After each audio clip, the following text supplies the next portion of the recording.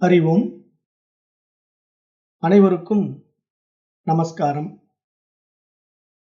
நாம் தற்போது பார்த்து கொண்டிருக்கின்ற வகுப்பு கேன உபநிஷதம். கடந்த வகுப்புகள் மூலமாக 4வது அத்தியாயத்திலே 3 மந்திரங்கள் வரைக்கும் பார்த்து முடித்தோம். அந்த மந்திரங்கள் நமக்கு என்ன சொல்ல வந்தது அப்படின்னு பார்க்கும்போது, எல்லாம் அந்த இறைவன் தான், இறைவனை தவிர இங்கு ஒன்றுமில்லை என்று நமக்கு ஆழமாக வலியுறுத்தி கொண்டே வந்தது. அதை ஒரு கேள்வியாகவும் கேட்டது. எல்லாம் யாரால் அப்படிங்கிறத இங்க கேன அப்படிங்கிற வார்த்தையும் நம்ம பார்த்தோம். இப்ப இன்றைக்கு நம்ம பார்க்க இருக்கின்ற 4வது மந்திரத்துல ஆன்ம அனுபூதியின் உயர் பரிமாணத்தை பத்தி பேச போகுது.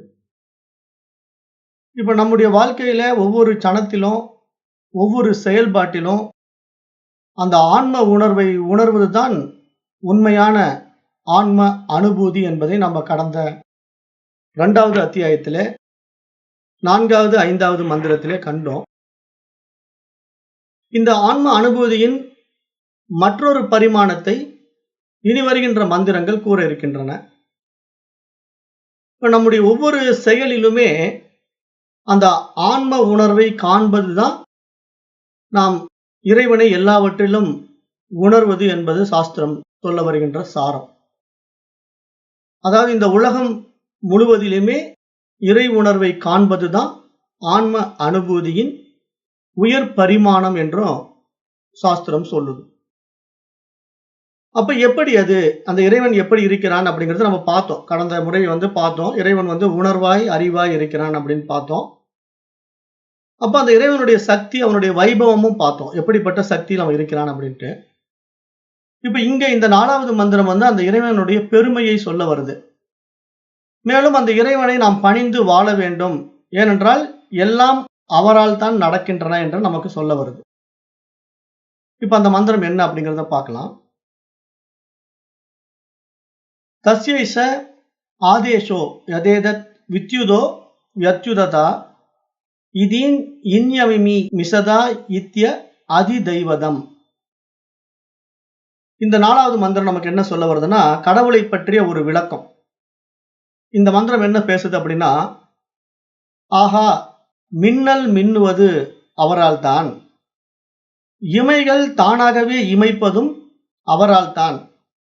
ஆஹா, என்ன ஒரு தெய்வீக மகிமை அவரிடத்திலே இருக்கின்றது என்று இறைவனை வர்ணிக்கிறது. இந்த மந்திரம் இறைவனை வர்ணிக்கிறது. இறைவனுடைய தெய்வீக மகிமையை பேசுது. அந்த மின்னல் மின்னுவதும் அவரால் தான், இமைகள் தானாகவே இமைப்பதும் அவரால் தான் என்று இறைவனுடைய மகிமையை இந்த மந்திரம் பேசுது. இப்ப இதை கேட்ட உடனே நமக்கு என்ன தோணும்னா, சரிங்க, அதெல்லாம் ஓகே, மின்னல் என்னமோ அவர் மூலமா மின்னட்டும், இடி என்னமோ அவர் மூலமா இடிக்கட்டும், ஆனா கண் சிமிட்டுறது எப்படிங்க அவரால் சிமிட்டுறோம், நான் தானங்க சிமிட்டிட்டு இருக்கிறேன் அப்படின்னு நிறைய பேர் சொல்லலாம்.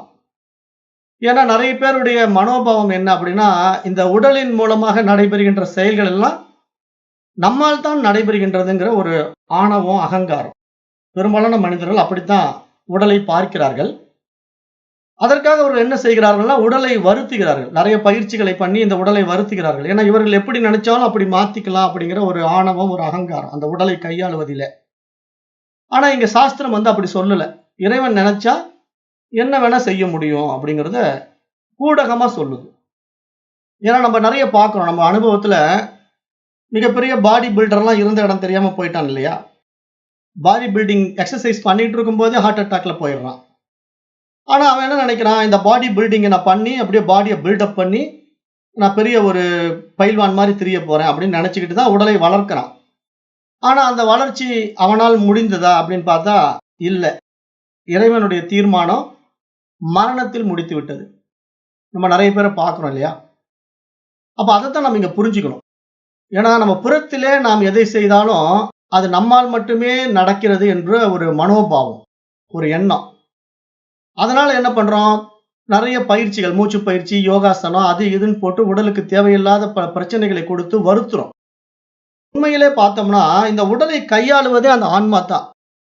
உடலின் உள்ளேயும் வெளியேயும் எல்லா காரியமும் அந்த ஆன்மா இருப்பதினால்தான் நிகழ்கின்றது என்ற ஒரு அடிப்படை உண்மையை நாம் அறியும் போதுதான் நாம் எல்லாம் அவன் செயல் என்று அவனிடத்திலே ஒப்புவிக்க முடியும். அதுதான் பூரண சரணாகதி என்று நம்ம பார்த்தோம்.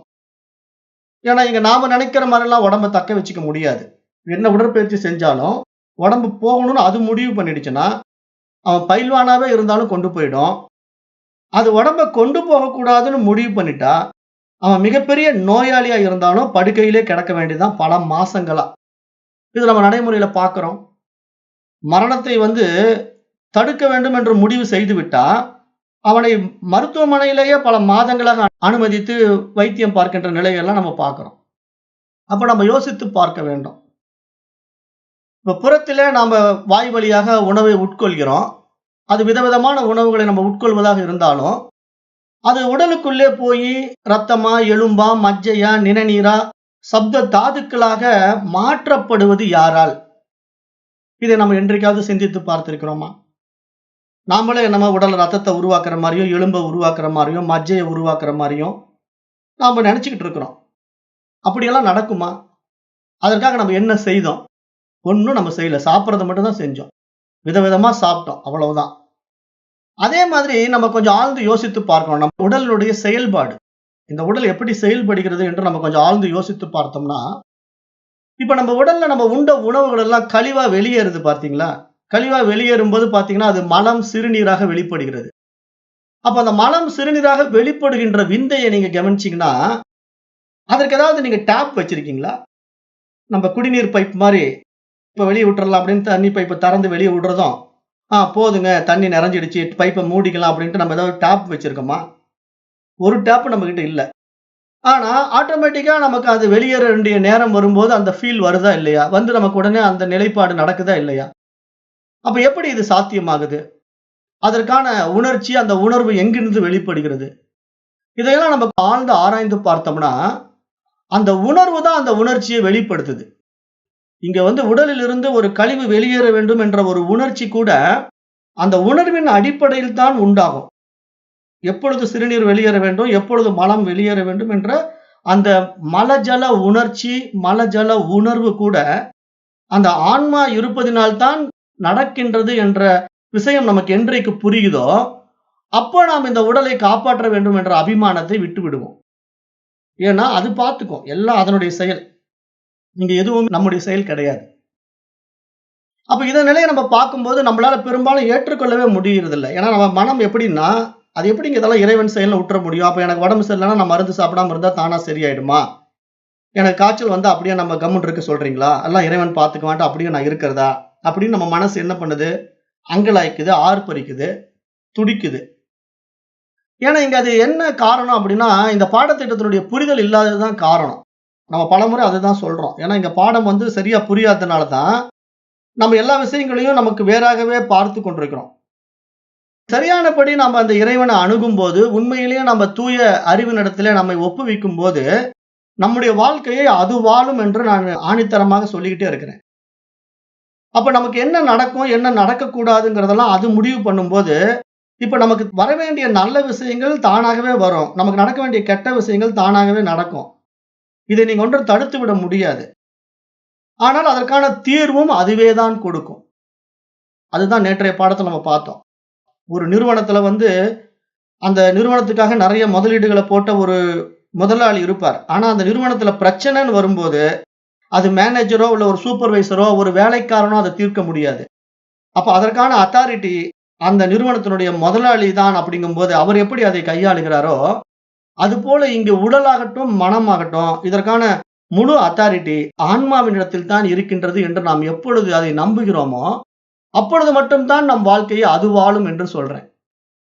அப்ப நமக்கு என்ன தேவை, எப்படி கொடுக்கப்பட வேண்டும், எப்படிப்பட்ட வைத்தியம் நமக்கு நடக்க வேண்டும் என்று கூட அதுதான் முடிவு பண்ணும். ஏன்னா நம்மை அறியாமல் அது ஏதேனும் ஒரு ரூபத்திலே வரும். அதனிடத்தில் நம்ம பரிபூரணமாக ஒப்படைக்கும் போது தான் அது நடக்கும். இங்கதான் அந்த சரணாகதியினுடைய முழுத்தன்மை நமக்கு இருக்குதுங்கிறத சாஸ்திரம் சொல்ல வருது.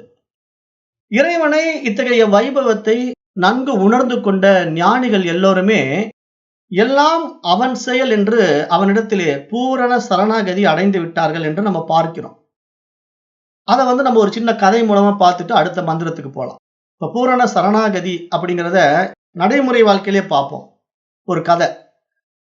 ஒரு நாட்டிலே ஒரு அரசருக்கு அமைச்சர் ஒருவர் இருந்தார். அவரது சுபாவம் என்ன அப்படின்னு பார்த்தீங்கன்னா, அந்த நாட்டுல எது நடந்தாலும் எல்லாம் நன்மைக்கே, எல்லாம் இறைவன் செயல் அப்படின்னு சொல்லிக்கிட்டே இருப்பார். அதை மட்டும் தான் பேசுவார். அந்த பிரச்சனை எது நடந்தாலும் சரி, எல்லாம் நன்மைக்கே, எல்லாம் இறைவன் செயல் அப்படின்னு சொல்லிடுவார். ஆனா அவருடைய வார்த்தையை கேட்ட அந்த அரசனுக்கு அதுல திருப்தி இல்லை. அது எப்படி எல்லாம் அவர் செயல், எல்லாம் இறைவன் செயல் இந்த ஆள் சொல்லிட்டு இருக்கிறான், உளறிட்டு இருக்கான். எனக்கு இந்த ஆள் சொல்றதுல அவ்வளவு திருப்தி இல்லைன்ட்டு மனசுக்குள்ளேயே அவர் வெகுளிக்கிட்டு இருந்தாலும் புலம்பிக்கிட்டு இருந்தாலும் வெளியே சொல்லாம அப்படியே சரி சரின்னு போயிட்டு இருக்காரு. ஒரு நாள் அந்த அரசர் என்ன பண்றாருன்னா, ஒரு பழம் நறுக்கி சாப்பிடலான்ட்டு கத்தி எடுத்து அந்த பழத்தை நறுக்கி சாப்பிடும்போது அந்த கத்தி தவறி அவர் கை விரல்ல பட்டு காயமாயிடுது. அப்ப கை விரல்ல காயமான உடனே ரத்தம் வர ஆரம்பிச்ச உடனே அவர் அந்த அமைச்சர்கிட்ட, பாத்தீங்களா கையில காயமாயிடுச்சு, இதுக்கு என்ன மாதிரி சிகிச்சை செய்யலாம் அப்படின்னு கேட்கிறாரு. அப்ப அந்த அமைச்சர் என்ன சொல்றாரு, எப்பயும் போல எல்லாம் நன்மைக்கே, எல்லாம் இறைவன் செயல், அவனின்றி ஓரணுவும் அசையாது அப்படின்னு எப்போதும் போல பேச ஆரம்பிச்சிட்டார். இந்த கையில உண்டான காயத்தினால வலியில கஷ்டப்பட்டு கொண்டிருந்த அரசனுக்கு பயங்கரமான கோபம் வந்துடுச்சு.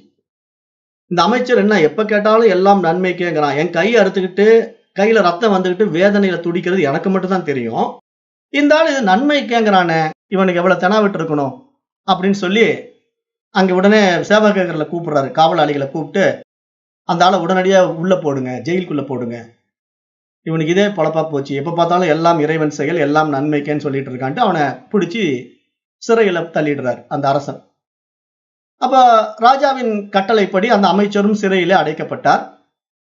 அதன் பிறகு வைத்தியரை வரை சொல்லி அந்த வைத்தியம் பார்த்து மூலிகை சாறை கசக்கி சாறு பிழிந்து அதன் மூலமாக கையிலே ஒரு கட்டும் போட்டுக்கொண்டார் அந்த அரசர். இந்த மாதிரி ஒரு கட்டு போட்டுட்டு அவர் உட்கார்ந்திருந்த நேரத்துல அந்த நாட்டு மக்கள் அரசரை சந்திக்க வருகிறார்கள்.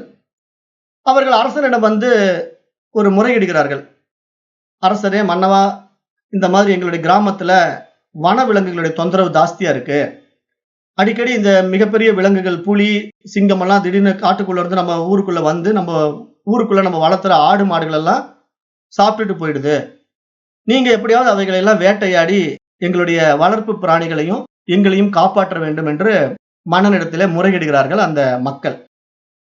அப்ப இதை கேட்ட மன்னவனும் சரி, நாளைக்கே இதை ஒரு தீர்மானம் பண்ணிடலாம் அப்படின்னு சொல்லிட்டு மறுநாளே காவலர்கள் புடைசூழ அவனது படைகளுடன் வேட்டைக்கு புறப்பட்டு விட்டான். அப்ப காட்டு விலங்குகளை எல்லாம் வேட்டையாடி அழித்து கொண்டே வந்தான். களைப்பு மிகுதியினால ஒரு இடத்துல கொஞ்சம் ஓய்வு எடுக்கலான்ட்டு காவலர்கள் கிட்ட சொல்றான். காவலர்களும் சரின்னு சொல்லி எல்லாரும் ஓய்வு எடுக்கிறதுக்காக குதிரைகள் எல்லாம் நிறுத்திட்டு ஒரு மரத்து நடுல இளைப்பாறுகிறார்கள். இவன் தான் மன்னன் ஆச்சு இல்லையா, காவலர்களுக்கு சமமா அங்க படுக்க மாட்டான்.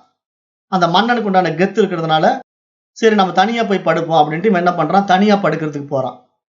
ஆனா அமைச்சர் இல்ல கூட பேசுறதுக்கு. எப்பவுமே இவன் வெளியே போனா கூட அமைச்சரை கூப்பிட்டு போயிடுவான். அன்னைக்குன்னு பார்த்து அமைச்சரை சிறையில போட்டதுனால இவன் தனியாளா போய் தனியா ஒரு இடத்துல படுத்துக்கிட்டு இருக்கிறான். கூட துணைக்கு கூட ஆள் இல்லை, பேச்சு துணைக்கு கூட ஆள் இல்லை. காவலர்கள் ஒதுங்கி இருக்கிறார்கள். அரசனுடைய தனிமையை கெடுக்க வேண்டாமே அப்படின்னு சொல்லி காவலர்கள் ஒதுங்கி இருக்கிறார்கள். அந்த நேரத்துல காட்டு பகுதியில இருக்கின்ற காட்டுவாசிகள் என்ன பண்றாங்கன்னா, அரசன் அசந்து தூங்குகின்ற நேரத்தை பார்த்து அவனுடைய வாயில துணியை வச்சு அழுத்தி அவனை சத்தம் போடாத மாதிரி அவனை தூக்கி கொண்டு காட்டு பகுதிக்குள்ள போய்விடுகிறார்கள் காட்டுவாசிகள். ஆனா உண்மையில் அந்த காட்டுவாசிகள் யாருன்னு பார்த்தா நரபலி கொடுக்கின்ற காபாலிகர்கள். காபாலிகர்கள் அப்படின்னா காளி தேவதைகளுக்கு மனிதனை நரபலி கொடுப்பார்கள். அவர்கள் நரம் மாமிசம் சாப்பிடுகின்றவர்கள், மனிதனை கொன்று சாப்பிடக்கூடிய காபாலிகர்கள் எல்லாம் வாழ்ந்தார்கள். அவர்கள் என்ன பண்ணுவாங்கன்னா, அந்த மாதிரி காட்டுவாசிகளா இருப்பாங்க, காட்டுக்குள்ள கொண்டு போய் நரபலி கொடுப்பதற்காக இந்த அரசனை கடத்தி கொண்டு போய் விடுகிறார்கள். எப்படி மாட்டினா அரசன் பார்த்தா தனியா இருந்ததுனால மாட்டிக்கிட்டான். காவலர்கிட்ட இருந்து விலகி வந்ததுனால மாட்டிட்டானா. அப்ப அவனை என்ன பண்றாங்க, இந்த காபாலிகர்கள் கூட்டு போய் அவனை காளி தேவிக்கு நரபலி கொடுக்க வேண்டும் என்பதனால அவர்களுடைய சம்பிரதாயம் படி அவனை குளிப்பாட்டி பலிபீடத்துக்கு கொண்டு வராங்க. பலிபீடத்துல கொண்டு வந்து அவனுடைய தலையை வெட்டி பலி கொடுக்கலான்னு பார்க்கும்போது அவனுடைய கையில இருக்கிற காயத்தை ஒருத்தன் பார்த்துறான். அப்ப அந்த கையில இருக்கிற காயத்தை பார்த்த அந்த காபாலிகர்ல ஒருத்தன், நிறுத்துங்க, இந்த அரசனை பலி கொடுக்காதீங்க, ஏன்னா இவன் கையில காயம் இருக்கு, இவன் தேவிக்கு உரித்தான சரியான படைப்பாக இருக்க முடியாது, சரியான பலியாக இருக்க முடியாது, இது நம்முடைய பலியில குற்றம் வந்துடும், ஏன்னா இந்த மாதிரி உடம்புல காயம் இருக்கிறவனை நம்ம பலியிடக்கூடாது அப்படின்னு சொல்லி தடை பண்ணிடுறான். அப்ப காபாலிகர்களும் அடடா கையில காயம் இருக்கிறது நம்ம கவனிக்கலையே, சரி அப்ப இவனை நம்ம காளிக்கு பலி கொடுக்க முடியாதுன்னு சொல்லி அவனை கட்டெல்லாம் அவிழ்த்து விட்டு இங்கிருந்து ஓடி போன்னு துரத்தி விட்டுறாங்க அரசனை. அப்ப அரசனும் அப்பாடா உயிர் பிழைத்தோம் தப்பித்தோம்ட்டு அங்கிருந்து பதறிக்கிட்டு அந்த காட்டுல இருந்து வெளியே வரும்போது அவனை தேடி கொண்டு வந்த காவலர்களும் அவனை பார்த்து விட்டார்கள். மன்னனை அவர்கள் அழைத்துக் கொண்டு மீண்டும் அரண்மனைக்கு திரும்பி விடுகிறார்கள். அந்த அரண்மனைக்கு திரும்பிய அந்த அரசன் என்ன பண்றான்னா, அந்த அமைச்சரை நான் சந்திக்க வேண்டும், உடனடியா அந்த அமைச்சரை வர சொல்லுங்க அப்படிங்கிறான். அப்ப சிறையிலிருந்து மீண்டும் அமைச்சர் அழைத்து வரப்பட்டார். சிறையிலிருந்து வெளியே கொண்டு வரப்பட்ட அமைச்சரிடம் இது மாதிரி நான் வேட்டையாட போகும்போது இந்த மாதிரிலாம் நடந்துச்சுன்னு அந்த நடந்த சம்பவங்களை எல்லாம் அவன் எடுத்து சொல்றான். இதற்கு அந்த அமைச்சர் என்ன சொல்ல போகிறார் என்று ஆவலுடன் எதிர்பார்த்து கொண்டிருக்கிறான். அப்பொழுது இந்த அமைச்சர் என்ன பண்றாருன்னா, எல்லாம் நன்மைக்கே, எல்லாம் இறைவன் செயல் அப்படின்னு திருப்பி அதே பாடல அதே பல்லவியை பாடுறார். அப்ப அரசனுக்கு என்னடா இவன் இந்த மாதிரி ஒரு இன்சிடென்ட் நடந்தது, ஆனா இவன் எல்லாம் நன்மைக்கேன்னு சொல்றான். ஒரு வகையில் அது நியாயம்தான், எனக்கு காயம் ஏற்பட்டதுனால தப்பிச்சேன், இல்லைன்னா நான் உண்மையிலேயே அவர்களால் பலி கொடுக்கப்பட்டிருப்பேன், அப்போ ஒரு வகையில் அது நன்மைக்கு தான் அப்படின்னு சொல்லி அவன் புரிஞ்சுக்கிட்டு திருப்பி கேட்கிறான். சரி அது சரி, இப்ப எனக்கு நடந்தது வேணா காயத்தினால என பலி கொடுக்காம அவங்க விட்டுட்டாங்க, ஆனா நான் உங்களை சிறையில் அடைத்தேன் அல்லவா, அதுவும் நன்மைக்கா அப்படின்னு சொல்லி கிண்டலா அந்த அமைச்சரை பார்த்து சிரிக்கிறான் அரசன். அப்பொழுதும் அந்த அமைச்சர் சொல்றாரு, ஆமாம் அரசரே, அதுவும் நன்மைக்குத்தான், அதுவும் இறைவன் செயல்தான் அப்படிங்கிறாரு. எப்படின்னு கேட்கிறாரு. நீங்க காட்டுக்கு போகும்போது கூட நானும் வந்திருந்தேன்னு வச்சுக்கீங்களேன், உங்களுடைய பேச்சு துணைக்கு, நம்ம இருவரும் ஒரு இடத்துல அந்த மூல படுத்து கொண்டிருப்போம். அப்ப இந்த காபாலிகர்கள் வந்தாங்கன்னா உங்களை மட்டும் தனியா கடத்திக்கிட்டு போக மாட்டாங்க, ஏன்னா உங்களை தனியா தூக்குனா நான் பக்கத்துல இருக்கிறதுனால நான் சத்தம் போட்டு காவலர்களை எழுப்பி விடுவேங்கிற பயத்தினால நம்ம 2 பேரையும் ஒட்டுக்கா தான் தூக்கிட்டு போவாங்க காபாலிகர்கள். அப்ப நம்ம 2 பேரும் ஒட்டுக்கா அங்க போயிருந்தோம்னா என்ன நடந்திருக்கும்னு யோசனை பண்ணி பாருங்க. உங்க கையில காயம் இருக்கிறதுனால உங்களை தப்பிக்க விட்டுட்டாங்க, சரி போய் தொலைட்டுன்னு உங்களை துரத்தி விட்டுட்டாங்க. ஆனா என்னுடைய உடல்ல எந்த காயம் இல்லை, அதனால என்னை பலி கொடுத்திருப்பார்கள் அல்லவா, அப்ப என்னையும் இறைவன் காப்பாற்றி விட்டான். உங்கள் மூலமாக சிறையில் அடைக்கப்பட்டதினாலே நான் தற்காலிகமாக என்னுடைய உயிர் பிழைக்கப்பட்டது. அப்ப எல்லாம் இறைவன் செயல், எல்லாம் நன்மைக்கே என்று மீண்டும் அந்த அரசனிடத்திலே அந்த அமைச்சர் இவ்வாறு கூறுகின்றார் என்று நம்ம பார்க்கும்போது, இப்ப இந்த கதையினுடைய தாற்பயம் பாருங்களேன். அப்ப எப்படியெல்லாம் நடக்கணுமோ அது நடந்துகிட்டு இருக்கு, அது எல்லாம் அந்த இறை செயல். இங்க எந்த நேரத்துல எது நடக்கணும், அது நல்லதா கெட்டதா என்று நாம் தீர்மானிக்க முடியாது. ஆனால் நம்மை பொறுத்த வரைக்கும் அது கெட்டதாக தெரிந்தாலும் அதன் பின்னாடி ஒரு நல்லது இருக்கலாம், அது நமக்கு தெரியாது. அது மாதிரியே நாம் நல்லதாக நினைத்து ஒரு செயலை செய்யும் போது அதன் பின்னாடி கெட்டது இருக்கலாம், அது நமக்கு தெரியாது. அப்ப இது மாதிரி நாம் செய்கின்ற செயல் விளைவுகள் நம்மையே திரும்ப பாதிக்கும் என்பதனாலே நாம் முழுக்க முழுக்க நம்மை அந்த இறைவனிடத்திலே பூரணமாக ஒப்படைக்கும் போதுதான் நம்முடைய வாழ்க்கையை அவன் வாழ்வான் என்று இங்க சாஸ்திரம் சொல்ல வருது. ஆனா இது எத்தனை பேரால முடியும் எனக்கு தெரியாது, ஆனால் சாஸ்திரம் இதைத்தான் சொல்லுகிறது. இதைத்தான் அப்ப இருந்தே நம்ம சொல்லிட்டு இருக்கிறோம். எப்ப இருந்து ஆரம்பத்திலிருந்தே இந்த பாடங்கள் எடுக்கும்போது பதஞ்சலி யோக சூத்திரம் சொல்லும் போது கூட இந்த சரணாகதி தத்துவத்தை ரொம்ப ஆழமாக பேசி இருக்கிறோம். ஏன்னா இது பூரண அர்ப்பணிப்பு மனப்பான்மை நம்ம இடத்துல இருக்க வேண்டும். நம்மை நாம் இறைவனிடத்திலே பூரணமாக ஒப்புவிக்கும் போதுதான் நம்முடைய வாழ்க்கையை இறைவன் வாழ்வான் என்று நான் பலமுறை சொல்லியிருக்கிறேன். இதை நம்ம இந்த பாடல் மூலமாக புரிந்து கொள்ள வேண்டும். அடுத்தது 5வது மந்திரம் ஆன்மாவை பற்றி மீண்டும் பேசுது. அதாவது உலகெங்கும் நிறைந்துள்ள இறைவனே நம்மிடத்திலும் ஆன்மாவாக இருக்கின்றார். நம்முடைய உடல் மற்றும் மனதினுடைய சேர்க்கைக்கு பின்னால் அவரே இருக்கின்றார் என்று இந்த மந்திரம் சொல்ல வருது. இந்த 5வது மந்திரம், அதையும் பார்த்துடுவோம். அதாத் யாத்மம் யதேத கச்சதீவச மனோ அனேன சைதது பஸ்மரதி அபீஷ்ணம் சங்கல்பஹ. இந்த மந்திரம், இந்த 5வது மந்திரம் என்ன சொல்லுதுன்னா, ஆத்மாவை பற்றி ரொம்ப அருமையா பேசுது. ஆத்மாவின் காரணமாகத்தான் இந்த மனமானது என்ன பண்ணுதுன்னா, புற உலகை நாடி செல்வதும் புற பொருட்களை நினைப்பதும் அவைகளை பற்றி கற்பனை செய்வதும் காரணம் என்று சொல்லுது. ஏன்னா இங்க எல்லாமே ஆத்மாவினுடைய இயக்கம். ஏன்னா இங்க ஆன்மா தான் இந்த உடலையும் மனதையும் இயக்கி கொண்டிருக்கின்றது. நம்முடைய மனதில் எழுகின்ற எண்ணங்களுக்கும் ஆதாரமாக ஆன்மாவே இருக்கின்றது. எப்படிப்பட்ட எண்ணங்களை நாம் சேகரித்து வைத்துக் கொண்டிருக்கின்றோமோ அதற்கேற்ற எண்ணங்கள் வெளிப்படுகின்றது. இது எல்லாம் ஆன்மாவினாலேயே நடக்கின்றது என்று நம்ம பார்க்கிறோம். அப்ப நம்ம கேட்கலாம், எப்படிங்க அப்ப கெட்டது செய்யறவன்லாம் ஆன்மாவினாலேயே செய்யறானா? நல்லதுதான் ஆன்மா செய்யும் நீங்க சொல்றீங்க. ஆனா கெட்டதுமே ஒருத்தன் கொலை பண்றான், ஒருத்தன் ஒரு பெண்ணை கெடுக்கணும்னு நினைக்கிறான். அப்ப இவன்லாம் உள்ள இருந்து ஆன்மா அவனுக்கு அந்த எண்ணத்தை தூண்டுதா அப்படின்னு நம்ம கேட்கிற கேள்வி ஒரு நியாயமானதா இருந்தாலும், இங்க உண்மையில் என்னன்னா, இந்த புறத்துல நடக்கின்ற இத்தனை செயல் விளைவுகளுக்கும் பின்னாடி இந்த ஆன்மா காரணமாக இருப்பது எங்கிருந்து தொடங்குது? அத நம்ம யோசிக்கணும்ல. இந்த ஆன்மாவுடைய பிரச்சனை நமக்கு எங்க தொடங்குதுன்னா, நம்ம பிறக்கும் போதே ஆன்மாவுடைய அடிப்படையில தான் பிறக்கிறோம். அப்ப நம்ம வளர்ப்பும் ஆன்மாவினுடைய அடிப்படையில தான் வளர்கின்றோம். நம்மளுடைய வாழ்க்கையும் ஆன்மாவினுடைய அடிப்படையில் தான் நிர்ணயிக்கப்பட்டிருக்கு. எல்லாமே ஆன்மாவினுடைய அடிப்படையில. ஆன்மான்னா இறைவனுடைய அடிப்படையில, அந்த தூய அறிவினுடைய அடிப்படையிலன்னு புரிந்து கொள்ளணும். அப்ப நம்ம இன்னாருக்கு பிறக்க வேண்டும், இப்படித்தான் வாழ வேண்டும் என்று நமக்கு நிர்ணயிக்கப்பட்ட நியதிப்படி நாம் பிறந்திருக்கிறோம். நமக்கு கொடுக்கப்பட்ட வாழ்க்கையும் இப்படித்தான் என்று தீர்மானிக்கப்பட்டிருக்கிறது. அப்ப எல்லாமே ஏற்கனவே எடுக்கப்பட்ட படம். நான் முன்னையே சொல்லுவேன். எல்லாமே ஏற்கனவே எடுக்கப்பட்ட படம். அப்ப அந்த படத்துல நடிச்சுதான் ஆகணும். ஏன்னா அந்த நடிப்புன்னு தெரியாம வாழ்றவனுக்கு தான் அது சுக தூக்கங்களை கொடுக்கும். இது மாதிரி ஆன்மவியல் கல்வியை கற்றுக்கொண்ட பிறகு அவனுக்கு புரிந்துவிடும். இது படம் தான், நான் நடிக்க வந்திருக்கிறேன் அப்படின்னா, அது பிச்சைக்கார வேடம் கொடுத்தா என்ன, இளவரசர் வேடம் கொடுத்தா என்ன, ரெண்டும் நமக்கு ஒண்ணுதான். ஏன்னா அது ரெண்டும் வேடம் தான். ஆனா உண்மையில் நம்ம இளவரசரோ அல்லது உண்மையில் நம்ம பிச்சைக்காரரோ இல்ல. நாமத்தான் இருக்கிறோம். ஆனா சினிமாவில் நடிக்கும் போது நமக்கு அந்த சீன் கொடுக்குறாங்க அப்படின்னா அந்த சீன்ல நடிக்க வேண்டியது மட்டும்தான் நம்ம வேலை. ஆனா அந்த சீன் நம்ம எவ்வளவுக்கு எவ்வளவு திறமையா நடிக்கிறோமோ அவ்வளவுக்கு அவ்வளவு மற்றவர்களால் பாராட்டப்படும். அவ்வளவுதானே. அதை எப்படி நம்ம நடைமுறையில ஒப்புக்கொள்கிறோமோ அது மாதிரி நம்முடைய வாழ்க்கையிலும் நம்முடைய பிறப்பிலிருந்து இறப்பு வரைக்கும் ஏற்கனவே எடுக்கப்பட்ட படம், தீர்மானிக்கப்பட்ட படம்ங்கிறதுனால அது இப்படித்தான் நடக்கும் என்ற நீதியில வாழ வேண்டியதா இருக்குது. அதை நம்ம மாற்ற முடியாது. அதனால தவறு செய்பவன் கூட அந்த தவறை செய்ய வேண்டும் என்ற நியதியில் தான் செய்கின்றான் என்ற அடிப்படை உண்மையை நாம் இங்க அறிந்து கொள்ள வேண்டும். அப்ப ஏன் அந்த தவறு நடக்குது, ஏன் அந்த நல்லதும் கெட்டதும் கலந்து இருக்குது அப்படின்னா, அப்பதான் இந்த உலகம் இயங்கும். இந்த உலகம் எப்பயுமே இரண்டும் கலந்திருந்தா தான் இயங்க முடியும். நான் ஏற்கனவே இதற்கான உதாரணங்கள்லாம் நிறைய கொடுத்திருக்கிறேன். ஒரு மின்கலன் இயங்க வேண்டும் என்றால், ஒரு பேட்டரி இயங்க வேண்டும் என்றால், அதுல பாசிட்டிவ் இருக்கணும், நெகட்டிவ் இருக்கணும். இல்ல எனக்கு பாசிட்டிவ் தான் பிடிக்கும், நெகட்டிவா எனக்கு பிடிக்காதுன்னு நீங்க ரிஜெக்ட் பண்ணீங்கன்னா, அந்த மின்கலனை நீங்க பொருத்த முடியாது வண்டியில. அப்ப அந்த பேட்டரி இயங்காது இல்லையா? அப்ப பேட்டரியில எப்படி இந்த 2 முனைகளும் இருக்கிறதோ, அந்த பாசிட்டிவ் அண்ட் நெகட்டிவ் முனைகள் இருக்கிறதோ, அது போல வாழ்க்கையில சுகமும் துக்கமும் இருக்கும், நல்லது கெட்டதும் இருக்கும். ஆனா அத 2யும் கையாளுவதற்கான திறன் தான் நமக்கு தேவை.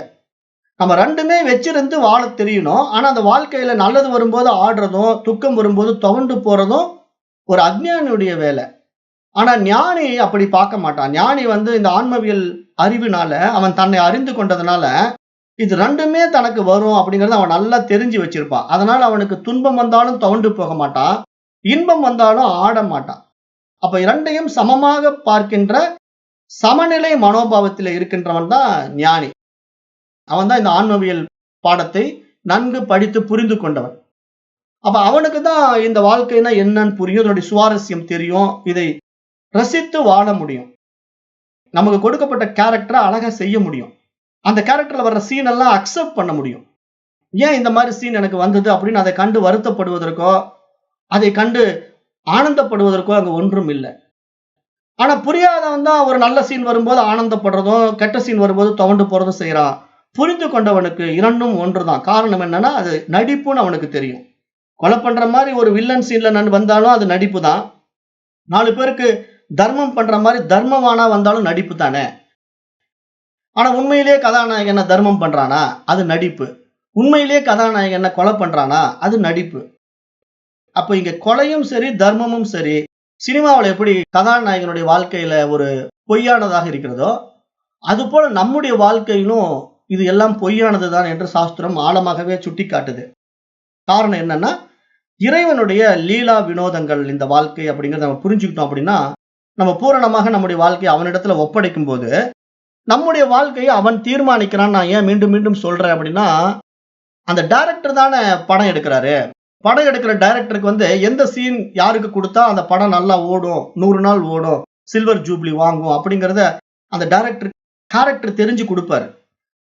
அப்போ அந்தந்த கேரக்டர் அவங்களுக்கு ஷூட் ஆகிற மாதிரி கொடுத்தாதான் அந்த படம் சில்வர் ஜூப்ளி அச்சீவ் பண்ணும். இல்லைன்னா 10 நாள்ல படம் ஃபிளாப் ஆயிடும். அப்ப இதெல்லாம் நம்ம புரிஞ்சுக்கணும் இல்லையா? அந்த நடைமுறையில் எப்படி நம்ம அதை ஏற்றுக்கொள்கிறோமோ அது மாதிரி நம்முடைய வாழ்க்கையில நமக்கு கொடுக்கப்பட்ட வாழ்க்கையை இறைவன் வாழுகின்றான் என்று பூரணமாக அவனிடத்திலே நாம் நம்மை ஒப்புவிக்கும் போது நம்முடைய வாழ்க்கையில நடப்பதெல்லாம் நன்மைக்கே, எல்லாம் அவன் செயல் என்று அந்த அமைச்சர் சொன்னது போல நாமளும் சொல்ல முடியும். ஏன்னா அதுதானே உண்மை. அது எப்படி நடக்குதோ அப்படியே நடக்கட்டுமே என்று நாம் புரிந்து கொள்ள வேண்டும் என்று சொல்லுது.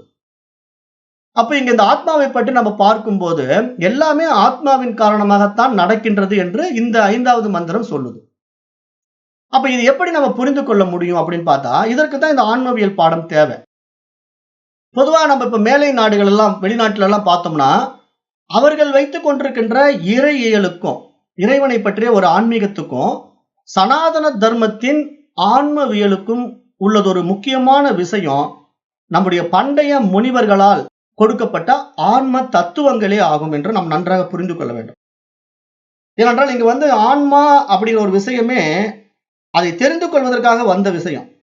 அது ஆன்மீகம்ங்கிற அடிப்படை விஷயமே ஆன்மாவை அறிந்து கொள்வதுதான். ஆனா வெளிநாட்டுல இருக்கிறவங்களுக்கு ஆன்மாவை தெரியாது. மேலை நாடுகள் இருக்கிறவங்க எல்லாம் ஆரம்பத்துல சோல் அப்படிங்கிற ஆங்கில வார்த்தையில சொல்றோம் இல்லையா, சோல் அப்படின்ட்டு, அது ஆன்மா என்பதை ஆரம்ப காலத்தில் அவர்கள் ஒப்புக்கொள்ளவே இல்லை. வெளிநாட்டினவர்கள், மேலை நாட்டினர்கள் யாருமே ஆன்மாவை ஏற்றுக்கொள்ளவில்லை. ஆனா நாளடைவில் அவர்கள் மற்ற மதங்களோட இருக்கக்கூடிய விஷயங்களை ஆராய்ந்து பார்த்து, ஓ அப்படி இருக்குமோ என்ற அடிப்படையில் தான் அதை ஏற்றுக்கொண்டார்கள். அதன் பிறகுதான் ஆன்மா இருப்பதை அவர்கள் ஒப்புக்கொண்டார்கள். அப்படி ஒப்புக்கொண்ட அவர்கள் கூட ஒவ்வொருவருக்கும் தனித்தனி ஆன்மா இருப்பதாக மட்டுமே ஒப்புக்கொண்டுள்ளார்கள் என்பதை நம்ம நடைமுறையில பார்க்கிறோம். ஏன்னா இது எல்லா பக்கமும் இந்த பிரச்சனை இருக்கு. இந்த மதம் சார்ந்து போகும்போது இந்த பிரச்சனைகள் இருக்கத்தான் செய்யுது. ஆனா நம்முடைய சனாதன தர்மத்திலே வந்த சான்றோர்கள் இருக்கிறார்கள் அல்லவா, மகான்கள் இருக்கிறார்கள் அல்லவா, அவர்களெல்லாம் மதங்கள் தோன்றாத காலத்திலேயே ஆன்மீக ரீதியாகவே அவர்கள் எந்த உடைகளும் அணிந்து கொள்ளவில்லை. காரணம் என்ன? இங்க காவி வேட்டி கட்டினா இந்து தர்மமோ, வெள்ளை வேட்டி கட்டா இஸ்லாமிய தர்மம் அல்லது கிறிஸ்டியானிட்டின்னு நம்ம சொல்றோம் இல்லையா, நம்ம 2 பேரும் ஒரு ட்ரெஸ் கோடு வச்சிருக்கோம். இப்ப மதம் சார்ந்த கோடு பாத்தீங்கன்னா, இந்தியன் என்றால் ஒரு காவி, இஸ்லாமியன் என்றால் வெள்ளை, கிறிஸ்டியனும் வெள்ளை தான், பாதிரியார்களும் வெள்ளை உடை அணிவார்கள். ஆனால் இந்துக்கள் எல்லாம் காவி உடை அணிவோம். அப்ப இது 2மே உடைகள் ரீதியாக மதம் பிரிக்கப்பட்டிருக்கின்றன. ஆனால் ஆதியிலே சனாதன தர்மம் தோன்றிய காலத்திலே உடைகள் உண்டாக்கப்படுவதற்கு முன்னாடி வெறும் மர உரி தரித்து வாழ்ந்த நம் முன்னோர்கள் ட்ரெஸ்ஸே கண்டுபிடிக்கல. ஒயிட் ட்ரெஸ்ஸும் கிடையாது, காவி ட்ரெஸ்ஸும் கிடையாது. ஆனா அவர்கள் மதங்கள் கடந்து நமக்கு வழிகாட்டி இருக்கிறார்கள். அதைத்தான் நாம் இங்க புரிந்து கொள்ள வேண்டும். நம்முடைய சனாதன தர்மத்தில் வந்த சான்றோர்கள் என்ன பண்ணிட்டாங்கன்னா, ஆதியில் தோன்றிய நம்முடைய தர்மம் அருமையான விஷயத்தை நமக்கு எடுத்து கொடுத்துருக்கு. ஆனா அதை நம்ம ஃபாலோ பண்ணல. காரணம் என்ன? இடையில் நம்மால் உண்டாக்கப்பட்ட மதம் தான் நம்மை மாற்றி விட்டது என்று நம்ம சொல்றோம். நம்முடைய இந்து தர்மமே நமக்கு நிறைய விஷயங்களை தவறாக புகுத்தி இருக்கின்றது என்றுதான் நாம் சொல்ல வருகிறோம். ஏன்னா இந்துக்கள்லயே பாத்தீங்கன்னா வைதிக தர்மம் எல்லாம் இடையில் வந்தது. வைதிகம் என்ற ஒரு விஷயமே இடையில் புகுத்தப்பட்டது. அது வேதம் இந்த வைதிக கர்ம காண்டத்தை வேற மாதிரி தான் சொல்லுது, மன தூய்மைக்காக சொன்னது. ஆனா அவர்கள் என்ன பண்ணிட்டாங்கன்னா, அதை ஒரு வழிபாட்டு முறையாகவே மாற்றி விட்டார்கள். மாற்றி அதனால கோயில்கள், பூஜைகள், இந்த மாதிரி நிறைய விஷயங்கள் நம்ம இடத்துல உண்டாக்கப்பட்டன. ஏன்னா ஆரம்பத்தில் இங்க இந்து கோயில்கள் கிடையாது என்று நிறைய ஆதாரங்கள் இருக்கிறது. அது மாதிரி நம்ம புரிந்து கொள்ள வேண்டும். அப்ப மர உரி தரித்து வாழ்ந்த நம்முடைய முன்னோர்கள் ஆன்மாவை பற்றி பல ஆயிரக்கணக்கான ஆண்டுகளுக்கு முன்பாகவே விசாரத்தை மேற்கொண்டனர் என்பதை பண்டைய நூல்களான வேதம், உபனிஷதங்கள், பிரம்மசூத்திரம் போன்ற சான்றுகளுடன் நம்மால் அறிய முடிகின்றது. அப்ப இங்க நம்ம இந்த நூல்கள் மூலமா அறிகின்ற விஷயம் என்ன அப்படின்னு ஆழ்ந்து ஆராய்ந்து பார்த்தோம் அப்படின்னா, இந்த நூல்கள் சொல்ல வர்ற விஷயம் பாத்தீங்கன்னா, மனம், புத்தி, ஆன்மா இந்த 3க்கும் உள்ள வித்தியாசத்தை மிக அருமையாக எடுத்து உபதேசிக்கிறது. இது வேற எந்த நாட்டினரும் சொல்லவே முடியாது. நம்முடைய சனாதன தர்மம் சொன்ன இந்த விஷயத்தை எந்த மேலை நாட்டினரும் இதுவரை சொல்லவே கிடையாது. அவர்கள் சொல்லுகின்றதெல்லாம் சும்மா அறிவியல் சார்ந்த விஷயங்களை சொல்லிக் கொண்டிருப்பார்கள். உண்மையா நாம அகத்தில் இருக்கக்கூடிய விஷயத்தை அனுபூதியில் அறிந்த நம்முடைய ஞானிகள் போல அவர்கள் அனுபவமாக்காமல் பேசுகின்ற வார்த்தை ஜாலங்கள் அவைகள். ஆனால் நாம் என்ன பண்றோம்? கல்விங்கிற முறையில் அவைதான் கற்றுக்கொள்கிறோம். நம்முடைய ஞானிகளும் சித்தர்களும் அனுபூதியில் அடைந்த உண்மை விஷயத்தை நம்மால் உணர்ந்து கொள்ள முடியாமல் தவிர்த்து விட்டோம். அதுதான் நம்மிடத்துல ஏற்றி வைக்கப்பட்ட தவறான கல்வி முறை என்று நாம் சொல்றோம். அப்ப இங்க மனம் என்பது அந்த ஆன்மாவாகிய உணர்வின் ஒரு அதிசய சக்தி என்று நம்ம பார்க்கிறோம். அந்த மனதை பற்றி நம்ம பல இடங்கள்ல நிறைய பேசி இருக்கிறோம். இதே பாடநூல்கள்ல, இதே பராபரம் குழுவிலேயே நிறைய மனதை பற்றிய புத்தகங்கள் இருக்கு, ஆடியோ இருக்கு. நேரம் கிடைக்கும் போது கேளுங்க. அப்ப அந்த மனம் எப்படி செயல்படுதுன்னு பாத்தீங்கன்னா, நம்முடைய உடலில் உள்ள உறுப்புகளில எங்கேயாவது ஒரு இடத்துல கால்ல அடிபடுதுன்னு வச்சுக்கோங்களேன். ஒரு கால்ல ஒரு காயம் ஆயிடுதுன்னா கூட அந்த அடியை உடனே உணர்வது எதுன்னா மனசுதான். கால்ல அடிபட்ட மறு வினாடி அதை மனசுதான் உணரும்.